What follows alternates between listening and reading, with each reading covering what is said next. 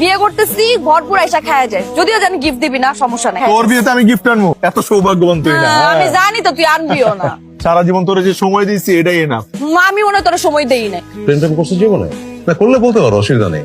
না, কখনো ওইভাবে কারোর সাথে প্রেম হয়নি। প্রেম বলতে আমি শুধু আমার মাকেই বুঝি, আমার মার সাথে সব ভালোবাসা, মার সাথে সব। আমি আপনাকে একটা কথা বলতে চাই। আমি চাচ্ছিলাম যে বিয়ের পর আমি পড়ালেখাটা চালিয়ে যাবো। বিয়ের পর তোমার যেটা ইচ্ছা তুমি সেটা করবা, তোমাকে ফুল স্বাধীনতা দেওয়া হবে। নীলা, আচ্ছা তোর বান্ধবী কয়জন? আমার তো বান্ধবী বন্ধু বলতে ওই মিলনই আছে, ওই আসবে, ওই আমার সাথে, ওই আমার অনেক ক্লোজ ফ্রেন্ড। হয়েছে, তুই দেখছিস তো আমাদের বাসায় আসে এই মহল্লারই ছেলে মিলন। মিলন চিনি তো আপা, খুব ভালো করেছি, কিন্তু আমি বান্ধবীদের কথা কইতেছিলাম। আরে মামা কি বলো, বন্ধু তো বন্ধুই, ছেলে আর মেয়ে কি?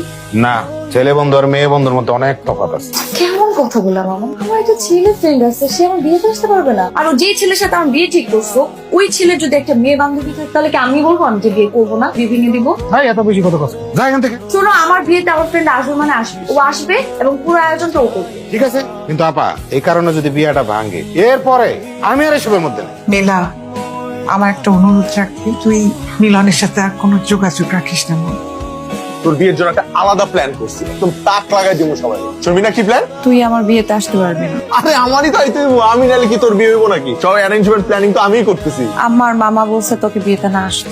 সমস্যা নাই, বিয়েতে না এলাম, কিন্তু তোর বিয়ের পর কিন্তু তোর জামাইরে কবি যে তোর একটা ক্লোজ ফ্রেন্ড আছে, তোর বিয়েতে আইতে পারে না কারণ বিদেশ ছিল। এরপর একদিন রেস্টুরেন্টে ভরপেট খাওয়া দিবি, সব ভুলে যাবো গা। মা বলছে বিয়ের আগে তোর সাথে যাতে দেখা না করি। আম্মা যেহেতু নিষেধ করছে তাহলে কথা কইস না। কি অবস্থা তোর? তুই ফোন দিস না কেন আমারে? কোনো খোঁজ নেস না? আচ্ছা বিয়ে হয় নাই তাতে এই অবস্থা, বিয়ে হলে যে তুই কি করবি আল্লাহ জানে। কিরে, কার সাথে কথা কস? নীলার সাথে কথা কই আম্মা। আমার ফোনই দেয় না, মানে কেমন হয়ে গেছে। দে তো বেমানটার একটা বকা দেই। এই আম্মা কথা কই ভাই, এই নে। ওই কিরে বেইমান বান্ধবী, হ্যাঁ আমার ছেলেটা তোর বন্ধুর একটা ফোন দেস না, বেইমান। ওই কথা কস না কে? কিরে এটা কার ফোন?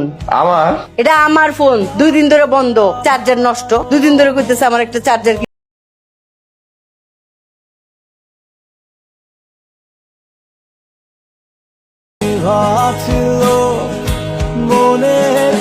কিরে 3 দিন পরে বলে মিলার গায়ে হলুদ, কই দাওয়াত দিল না তো? সারা মহল্লার সবাই জানে, আমগো দাওয়াত কই? দাওয়াত দেয় না, এদের ইচ্ছা। ইচ্ছা মানে? আরে নীলার মার সাথে আমার কত ভালো সম্পর্ক, তোর বান্ধবী মিলা। আরে আজব, বিয়েতে দাওয়াত দিলে কি আমি বিয়েটা ভাঙ্গে দিতাম?